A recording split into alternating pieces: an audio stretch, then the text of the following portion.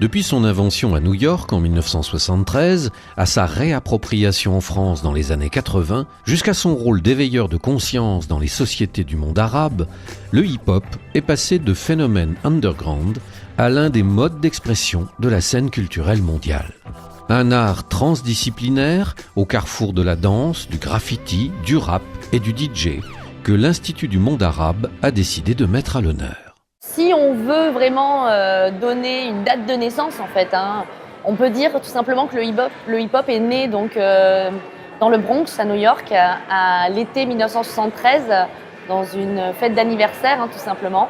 On a un DJ jamaïcain, d'origine jamaïcaine en tout cas, DJ Kool Herc, qui invente en fait le merry-go-round, tout simplement ce qui va devenir le passe-passe. Il va prendre les parties de break des chansons de funk et de soul. Donc c'est la partie instrumentale, souvent où justement on appelle ça le break de batterie. C'est très court et les danseurs en fait sont très friands dans ces parties. Et tout simplement il va avoir l'idée de le rallonger en utilisant 2 platines, 2 fois le même vinyle.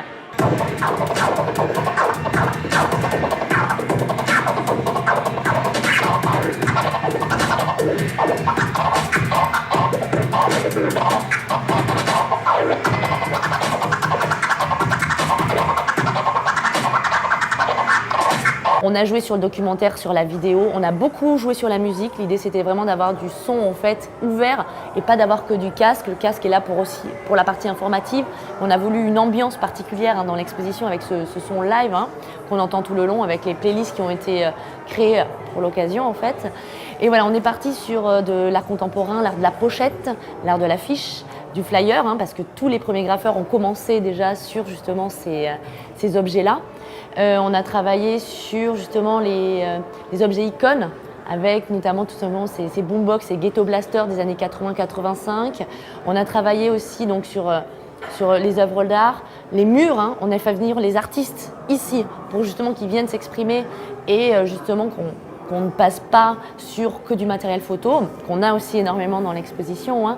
Mais c'est vrai qu'on a joué en fait sur toutes les facettes qui font la culture hip-hop. Ça donne une exposition extrêmement riche et je pense assez dynamique en fait, justement parce que on a joué sur les croisements avec des espaces extrêmement ouverts pour que tout dialogue et pour aussi revenir un peu aussi à l'essence du hip-hop au moment où ces 4 mouvements, les 4 disciplines étaient vraiment liées et on crée une émulation en fait qui a permis aussi l'émancipation de chacune, mais la diffusion aussi de cette culture au niveau mondial.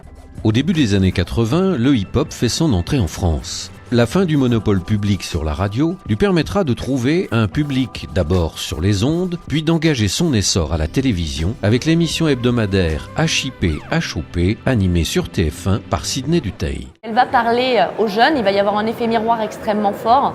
Il faut savoir qu'un Sidney, avec son émission en 1984, ça va être aussi le premier présentateur noir en France. Donc il y a un rapport effectivement sociétal avec la jeunesse, mais aussi il y a un moment particulier en France avec justement la création de ces radios libres qui vont permettre à cette contre-culture aussi de trouver des lieux physiques de son expression, mais aussi les ondes hertziennes qui vont permettre aussi sa diffusion sur tout le territoire français.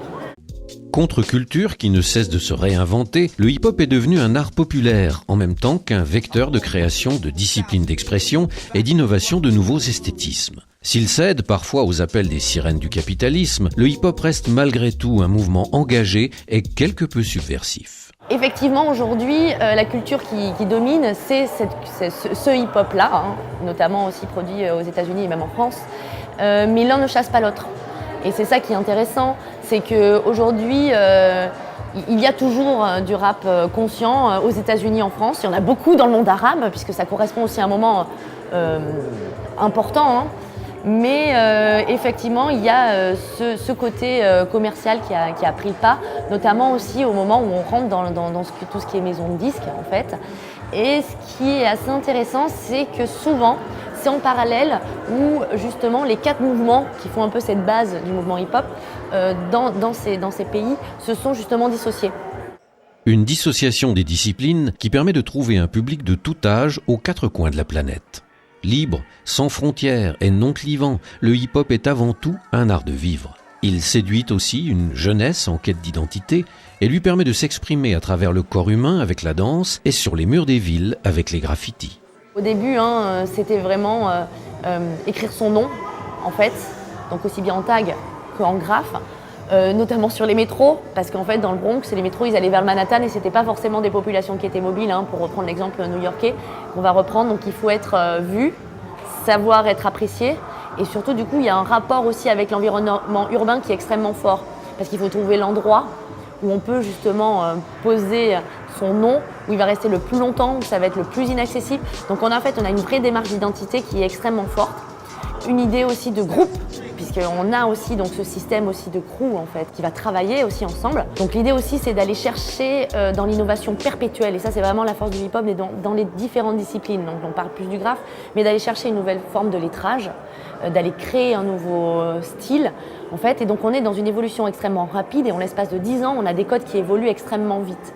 Côté musique, le hip-hop a permis l'émergence du rap. À travers un usage habile des mots, le rap permet aux artistes de se réapproprier une parole trop souvent confisquée qui peut aller jusqu'à mettre la poudre au canon, comme cela a été le cas lors des contestations démocratiques des printemps arabes. Le hip-hop s'est construit en fait tout simplement sur aussi les rivalités de rue, les rivalités de gang, quoi. Ils reprennent tout simplement aussi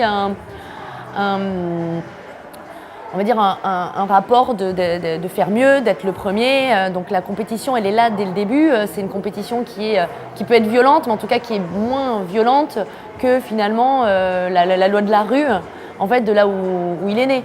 Et en fait, c'est justement ce système de valeurs, on va dire inversées, de violence inversée, qui est aussi à l'origine de l'innovation et de la rapidité, je pense en tout cas, de la prise de pouvoir aussi du hip-hop. C'est que c'est des gens qui avaient aussi une certaine envie, une rage, quoi, une envie de s'en sortir, une envie de gagner. Et donc en fait, on trouve toujours un nouvel adversaire. Et en fait, c'est tout simplement en cherchant un adversaire toujours de plus en plus gros que en fait, on arrive à faire déjà à le faire évoluer. Alors selon les détracteurs ou les amoureux en bien ou en mal, à le faire évoluer pour aller trouver un plus gros poisson à combattre, tout simplement. Rien ne semble arrêter le hip-hop qui, en à peine 40 ans, est sorti des rues du Bronx pour s'installer dans et sur les murs des musées les plus prestigieux.